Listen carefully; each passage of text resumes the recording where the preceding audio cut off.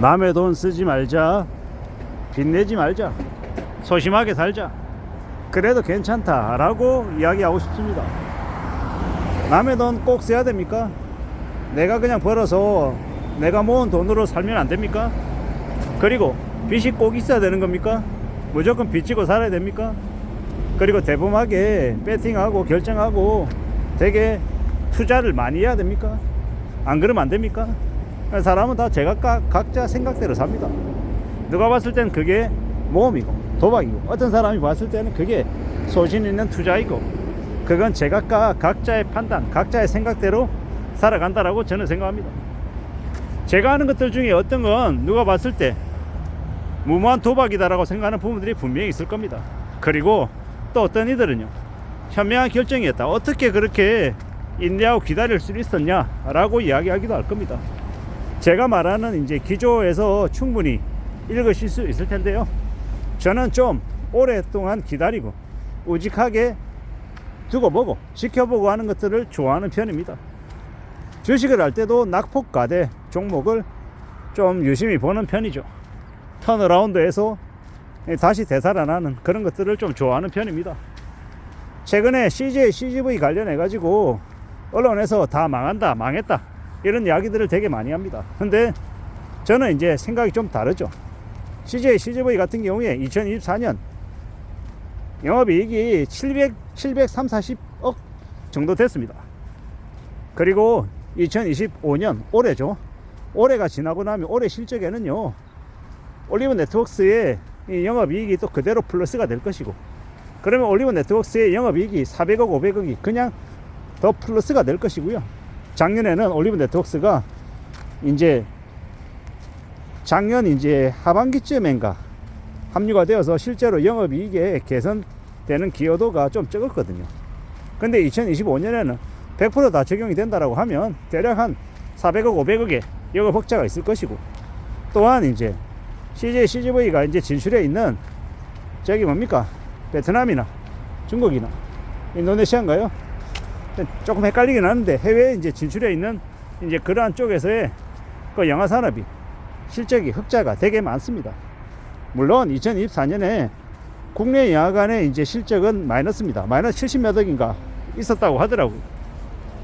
근데 감히 말씀드리건데 2025년 그리고 6년, 7년, 8년 시간이 지나면 지날수록 영화관에 사람들이 분명히 모일 것이고 영화 대작들이 나올 거다라고 저는 생각합니다. 물론 제가 이렇게 얘기하면 지금 현재를 보는 대부분의 사람들은 비아냥거리고 비웃고 한심하다, 무모하다, 없어질 업종을 투자한다라고 이야기합니다. 근데 그건 지금 당장을 평가할 게 아니라 3년 뒤에, 5년 뒤에, 10년 뒤에 얘기해보자라고 말하고 싶은 거죠.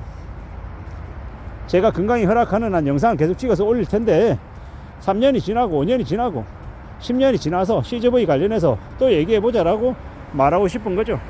그렇게 긴 호흡으로 멀리 내다보고 말하자라는 말을 하는 겁니다. 저 사람 망했대, 저 사람 인생이 되게 끝장났대 라고 얘기할 때 그건 남들의 이야기인 겁니다. 근데 그 사람이 그 당시에는 실제로 망하게 맞고 돈이 없고 빚진 상태이지만 포기하지 않고 계속 나아간다, 또 진도 나가고 또 새로이 도전해 보겠다라고 마음을 먹고 움직인다라고 하면, 거짓말처럼 3년 지나고 5년 지나고 10년 지나서 또 다시 일어선다라고 하면, 그러면 그는 언제 그랬냐는 듯이 또 다시 무언가를 하고 있을 것이고 역할을 하고 성과를 내서 다시 일어서는 사업가가 될지도 모른다라는 겁니다. 그런 생각으로 그런 마음으로 살아가자라고 이야기하고 싶은 거죠. 사람은 누구나 다 각자 자기 생각대로 산다, 자기 소신대로 살고 자기 그릇대로 산다. 그러니 남들이 뭐라 하든 너무 그런 남의 말에 휘둘리지 말자라고 말하고 싶은 거죠. 남들은 그저 남 이야기하기 좋아합니다. 아, 쟤 망했대, 쟤 이혼했대, 쟤 회사에서 잘렸대, 이런 얘기는 솔깃해하죠. 사람들이 되게 간사하고 영악하고 나쁜 게 뭐냐면, 그런 이제 남의 사정을 얘기 들으면서 자기 자신이 지금 어디쯤 와 있는지, 나는 괜찮은지를 확인하려고 하는 되게 나쁜 습성들이 있더라고. 남들 만나가지고 어줍잖게 밥 한 끼 사주고 술 한 잔 사주면서 남들의 처지를 다 듣고 되게 위로해주는 척 하지만 돌아서면 어떻게 합니까?